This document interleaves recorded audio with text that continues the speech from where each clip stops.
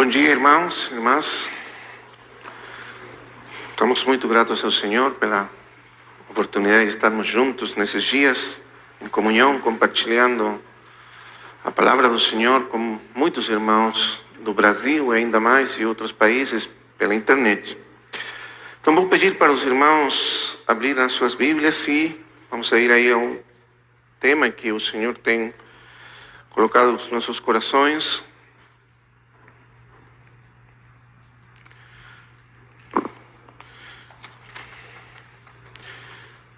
Vamos abrir no Evangelho de João, capítulo 1. Vamos ler o versículo 14. João 1, 14.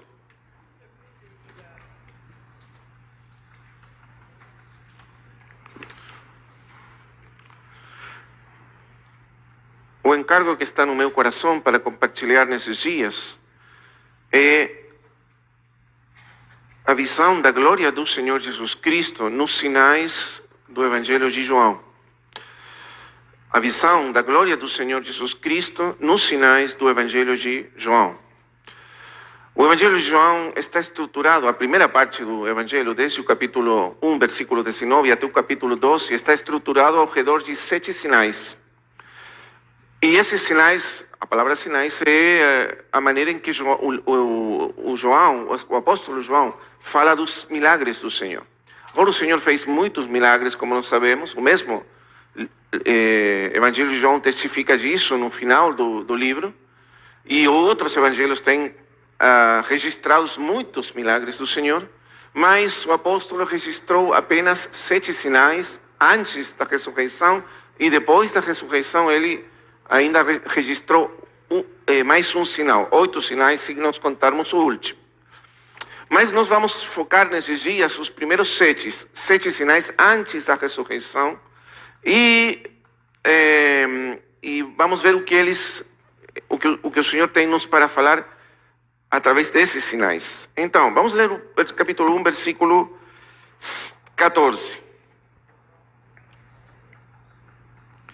E o verbo se fez carne e habitou entre nós.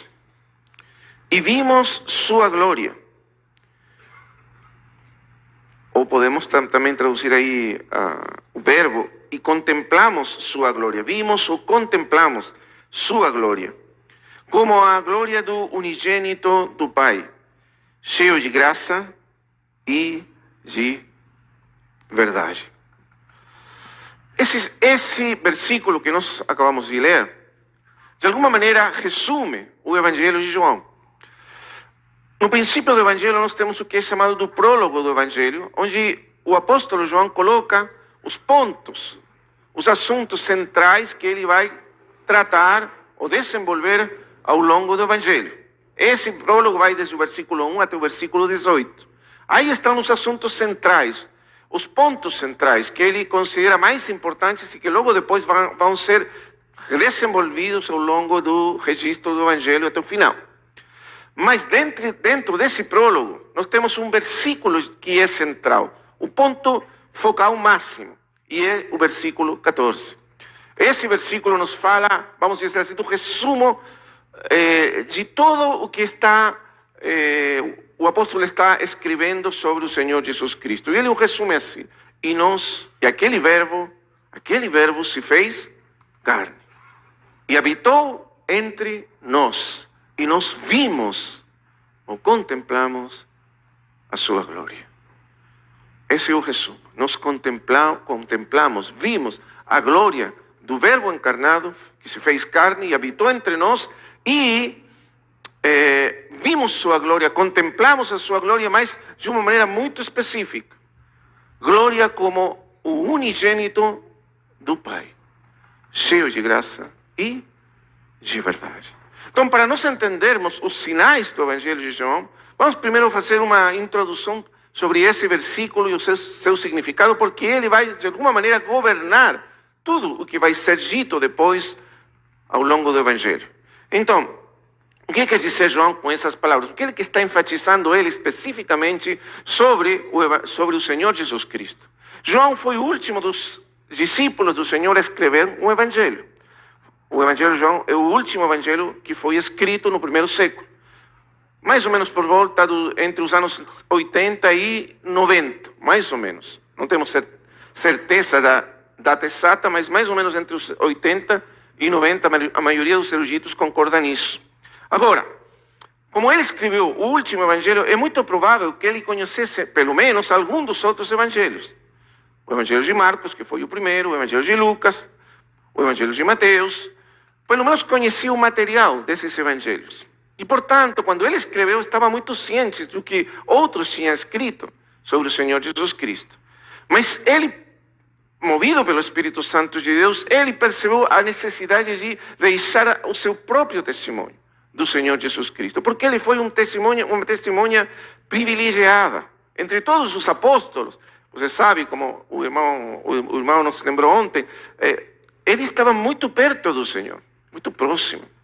Então ele conhecia o Senhor de uma maneira mais íntima do que os outros. Ele era um dos 3 apóstolos mais próximos do Senhor, que foi testemunha de alguns dos eventos mais importantes da vida do Senhor, como a transfiguração, a oração lá no Getsemane.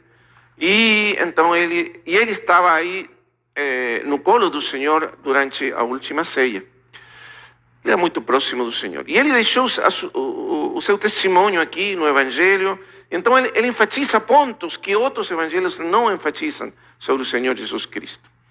E ele começa assim: talvez o que tem sido a chamada a cristologia mais elevada do Novo Testamento está no prólogo do Evangelho de João. Quer dizer, a revelação mais alta, a ideia mais alta revelada sobre o Senhor Jesus Cristo está no prólogo do Evangelho de João. No capítulo 1, versículo 1, nós temos o começo dessa cristologia joanina. Ele diz assim: no princípio, e essa palavra é muito importante para entendermos os sinais do Senhor. Depois, no princípio, o verbo grego, a palavra grega ali é arche ou arche, que significa exatamente o princípio, o começo, a origem de todas as coisas.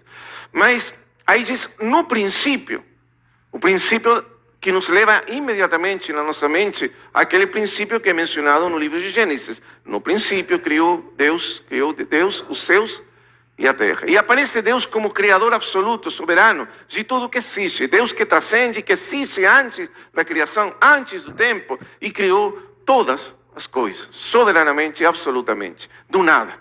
Criar aí significa criar do nada. Não de algum material pré-existente, mas do nada. Deus, Criador de tudo.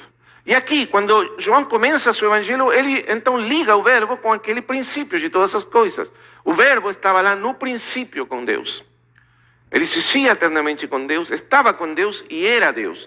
Essa maneira de apresentar o verbo, a tradução que nós temos como verbo na nossa Bíblia, é a tradução da palavra grega logos.